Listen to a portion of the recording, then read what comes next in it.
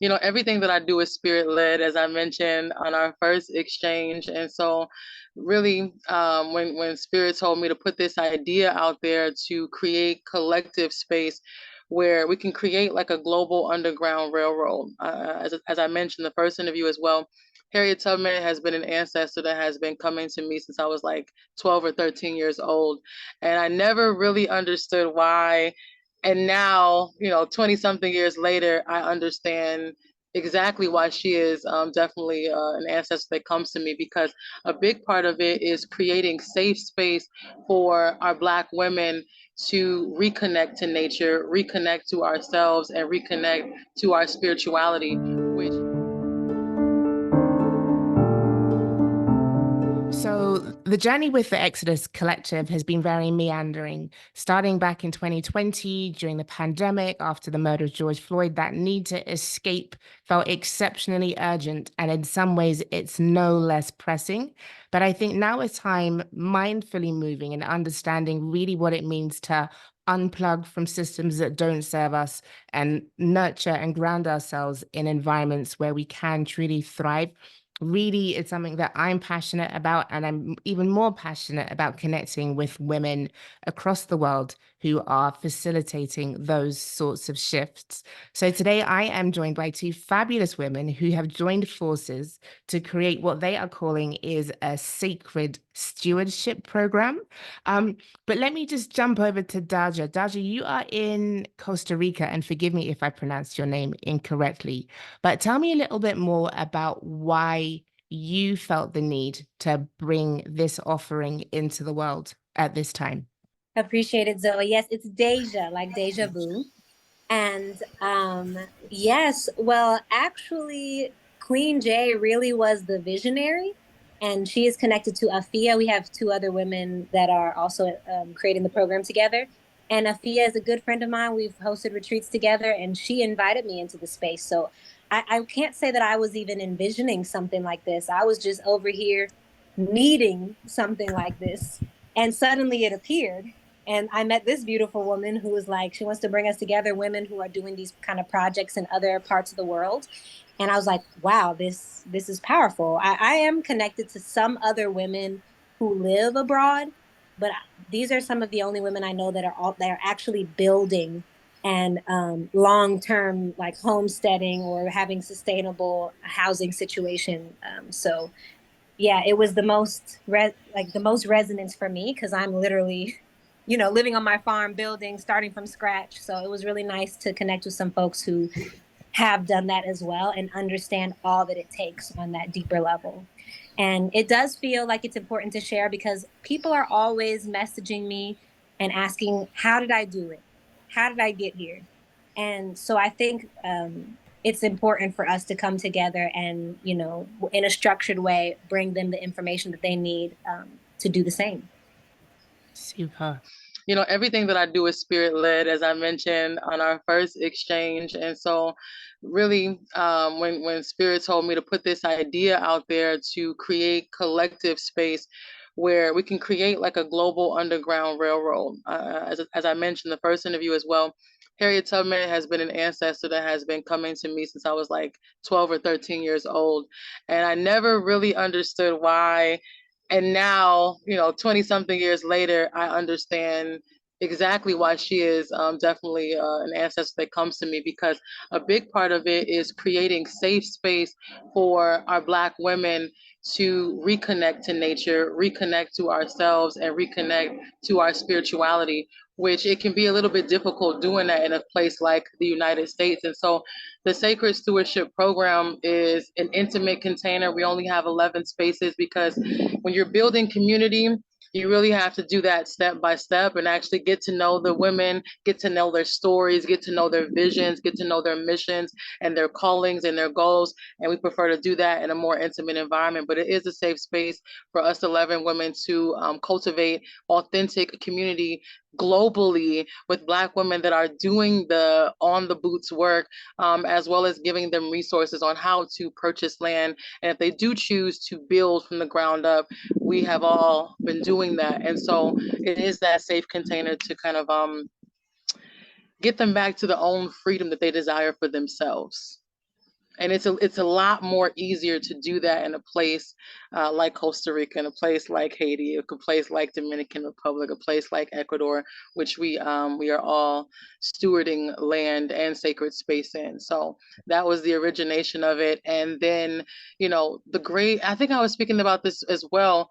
When you wait, there's always like this solitude period on your journey, and most people think that that means to go back to the trauma and the comfort that is in there, but you keep going, and then eventually you meet your tribe. And so connecting with Sister Afia, who connected me to Sister Deja, as well as Sister Lorana, was just really like a full circle moment of, don't you dare think about going back to what didn't fit in the first place. Even if you got to stand 10 toes down for 5 years, 3 years, 10 years, it's going to be worth it when you finally have a tribe that you don't have to explain who you are to. They see that you're a guardian. They see that you're a star seed. They see that you are a sacred steward, and you see them. And so for me, it's more than just moving out the country. I mean, anybody can move out the country.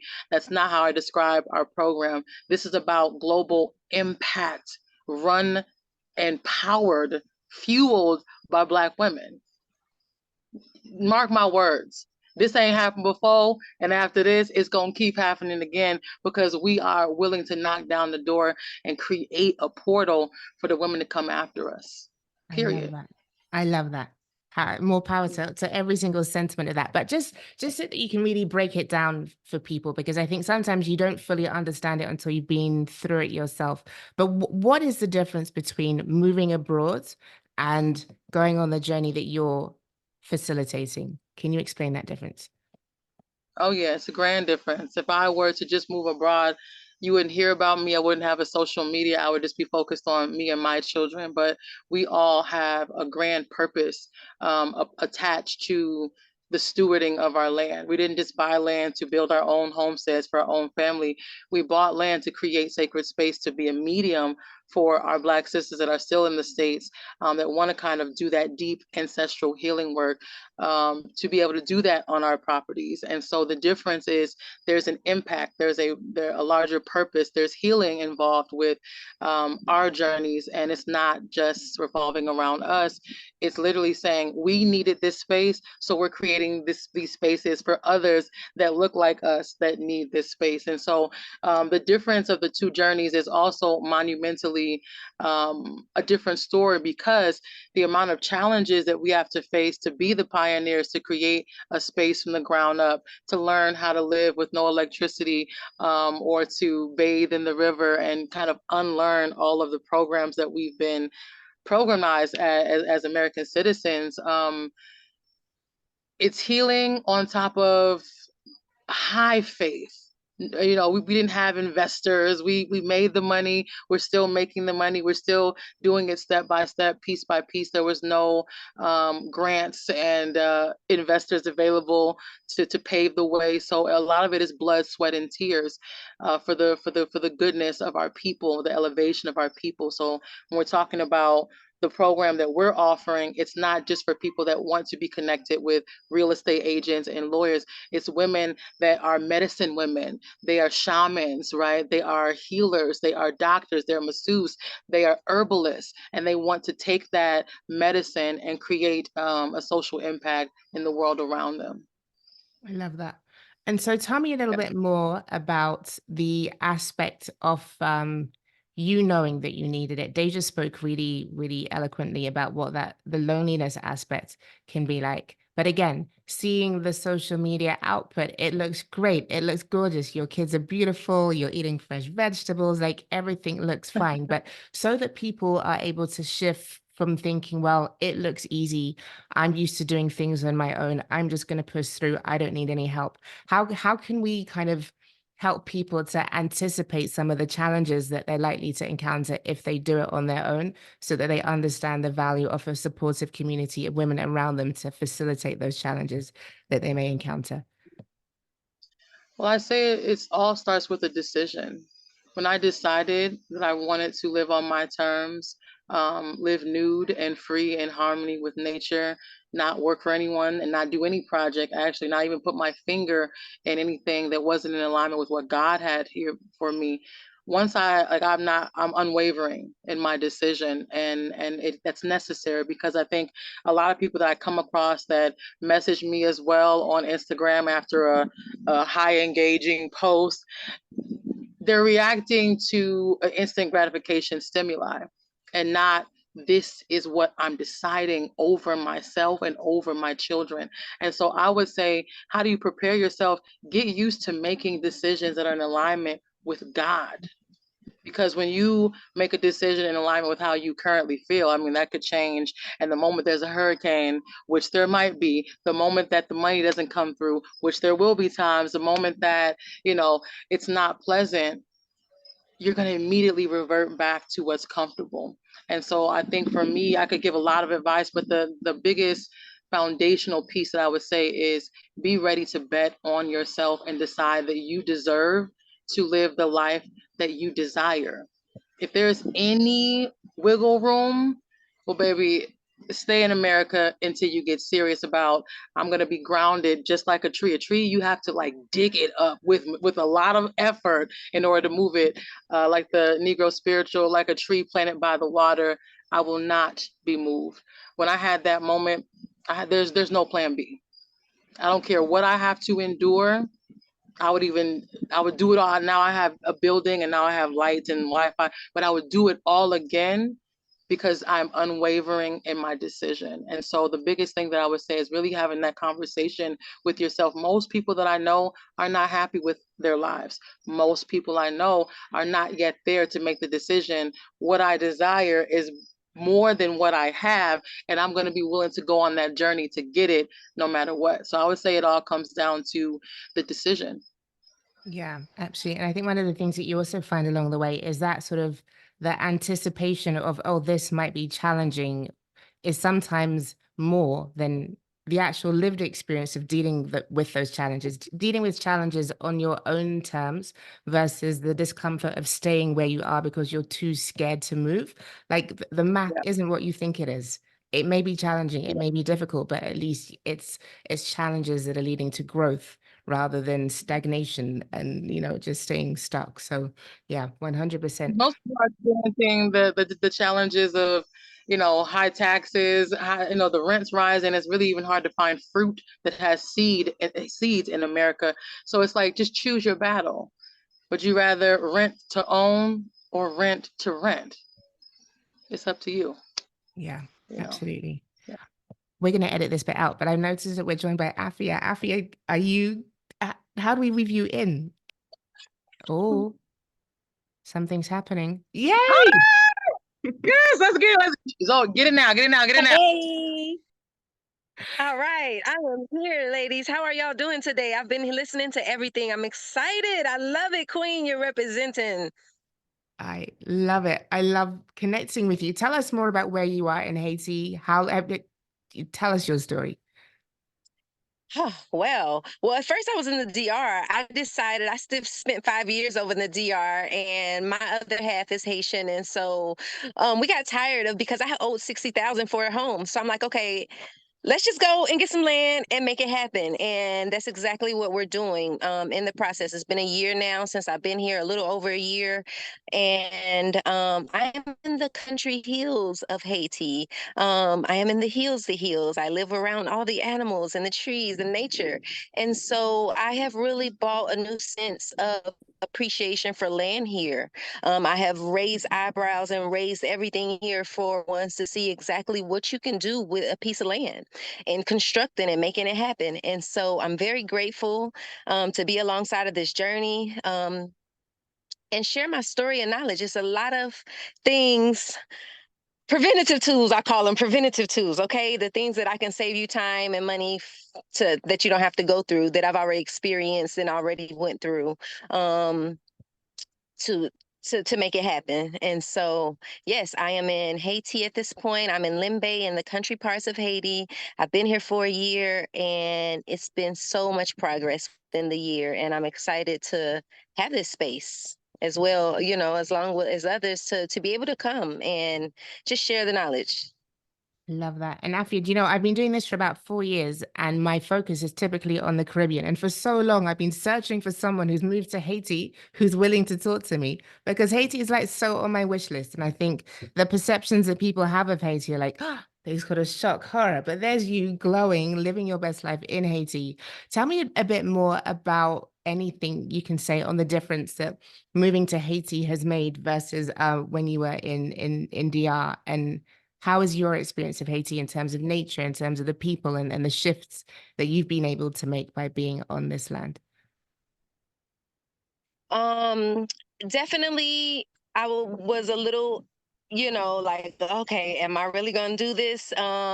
Because of the history and what the everyone, the bad rep that Haiti has. And honestly, being here, it has really helped me understand why it has such this hate towards this country and why it is what it is. And you have a nation of strong, powerful people that continue to thrive and live despite all the craziness that's thrown at them. Being in Dominican Republic, I had access to everything. I had access to lights. I had access to water. I had access to pretty much everything, just like stateside. Being here in Haiti, you have to provide your own access for everything. When I first got here, I didn't have water on my land. I had to get a well dig. I had to get a well dug to be able to have my own water.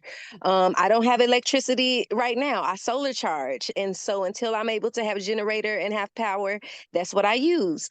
And so I see that the stereotype that Haiti is this and that, literally, it's a beautiful place. It's just a matter of where you are. Location is everything. Okay. The capital has given the whole of Haiti a bad rep. You know what I'm saying? A nation of people that's just strong, determined workers. Like, I have seen things happen with non-materials. Okay, we don't have machines, we don't have all the things that people have access to build. Everything is hand dug, everything is handwork, everything is hand done. And so it just gives you a little bit more appreciation and the power and the strength in putting this together, because it's literally hand to hand to hand, the blood, the sweat, the tears that's making it happen. Being here has definitely changed my perspective of Haiti. I've seen some of the beautifulest beaches, some of the beautifulest places that you would never see in mainstream TV. Oh gosh, everything. Like, just like Queen was saying, pick and choose your battles. Like, me personally, having access to great food, non-GMO food, having access to that is more important to me than having Wi-Fi. And so if I have to be in a place where I have to sacrifice a little bit of great Wi-Fi to be able to live good and have fresh air without chemtrails and, the whole nine that we're breaking away and breaking out of the matrix from. And so this is the things that we are preparing ones and teaching ones how to be able to live this lifestyle without sacrifice.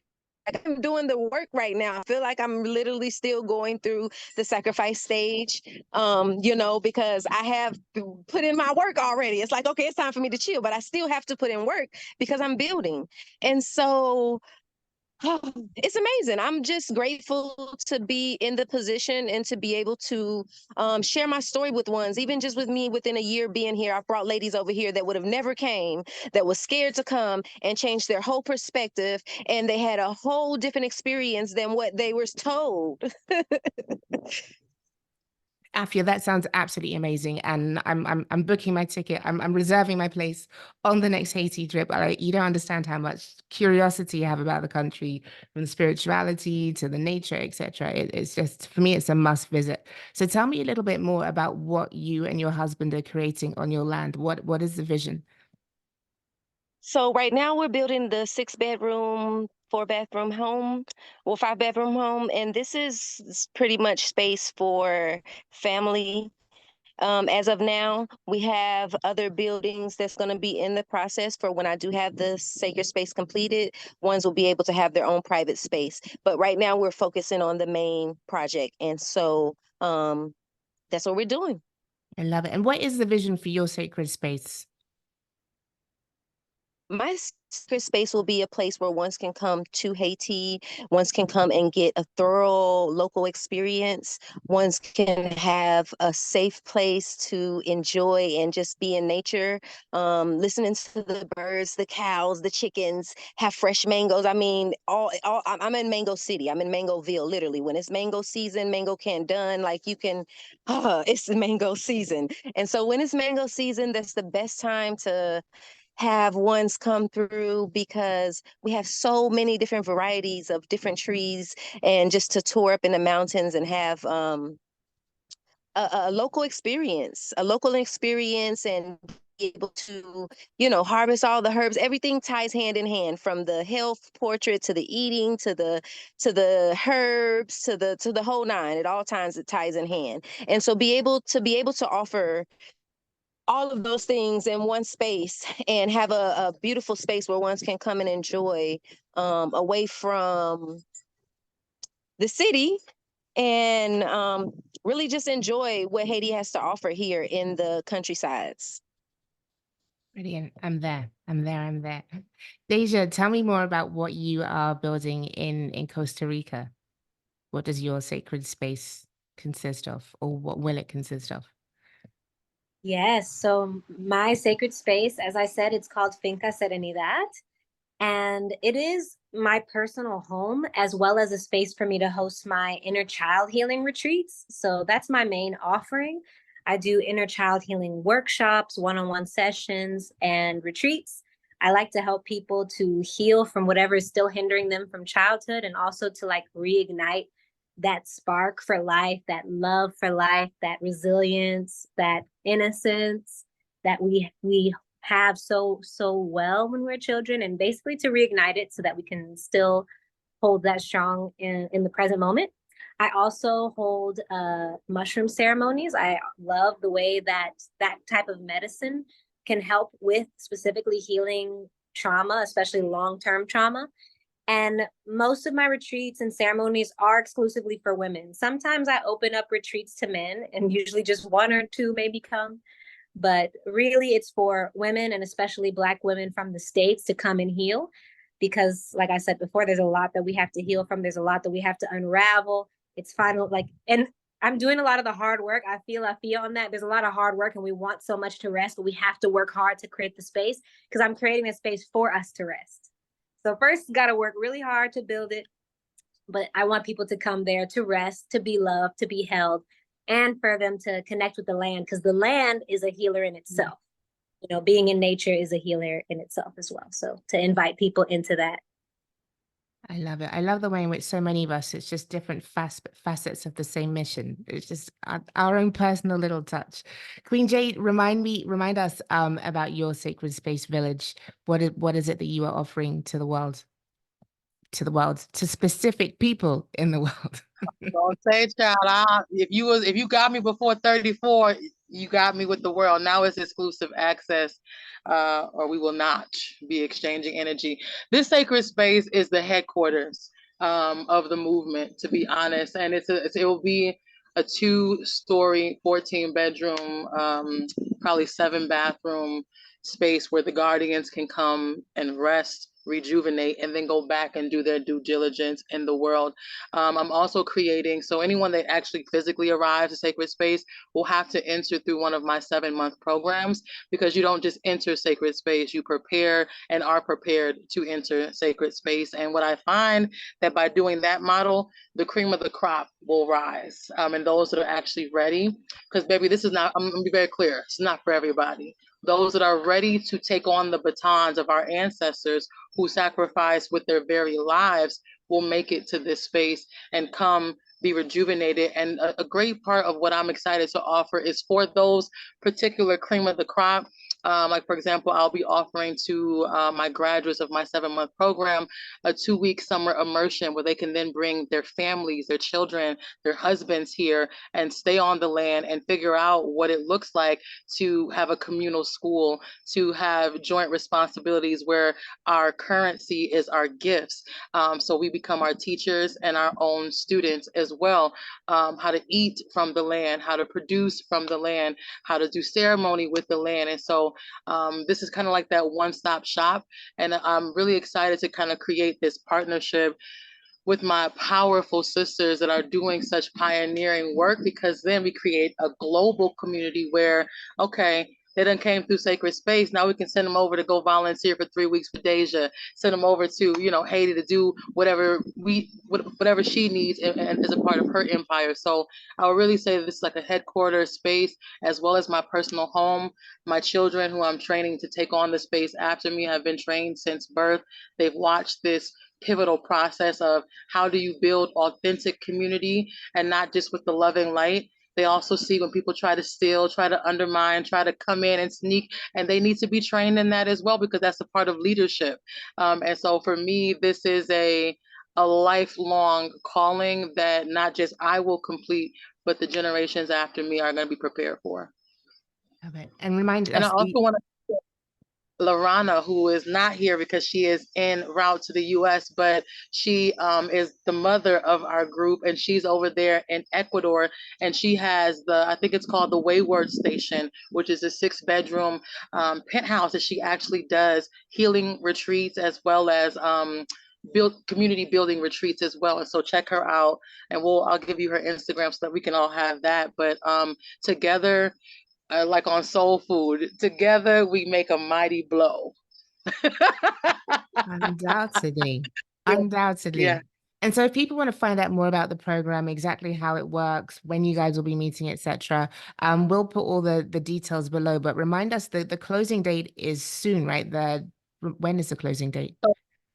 So the great thing is we about to do this again and again. There's no program that exists like this in this level of integrity. I can speak that with confidence on my chest, right? They can go to www.sacredspacevillage.com/stewardship. So this first cohort will be closing our applications January 31st. So you still have a week to get it in. And even after that closes, we'll be opening up a second round of rolling applications, because we will be doing this again in the next 2 or 3 months, and receiving another group of 11 sisters. So no matter when you're seeing this, go to that link, because there will be an opportunity to work with this as we grow and build it. And the great thing about this program is we'll be able to live maybe 10 minutes up the street from someone that had this as a dream when they first enter our program. Maybe they even live on one of our properties, right? So it's not like, we prepare you and then we leave you. We prepare you to be a part of a community that's based in love, of people that look like you, that have similar values, that have similar ways of living. So it's a progressive type of model, where we're not just preparing to leave, we're preparing to be in cohort with. And I really apologize for asking this question, but I know it's going to be asked in the comments. But just so that it's really clear, can you explain why this is specifically for Black women? Of course, there is an absolute need for sisters to pull up ourselves. There's an over offering for things of this nature for whites, for non-Blacks. And so for us, it is important for us to feed ourselves before we feed anybody else. That's at least for me. Thank you. Thank you. Thank you very much. Listen, I would expect nothing less than a spectacular community from you, Queen J, and Deja, Afia. I can tell that you're all just vibing from the same exact place. So the energy that these women are going to be immersing themselves in is powerful stuff. And I really look forward to seeing what all of you collectively bring forth in the world. And any way that I can support, just let me know, because I think, we're all ultimately on the same mission. We have the same assignment, and collectively, that's the only way that we can do it. And maybe as women, we understand that even more so, because we are about community, we are about circle, but finding ways to use technology and everything else to bring our wisdom to the fore, so that it can be of use to kind of create shifts on scale is very exciting. So it's a pleasure to be able to spread the word about what you're doing. And I look forward to checking in with you guys regularly, right?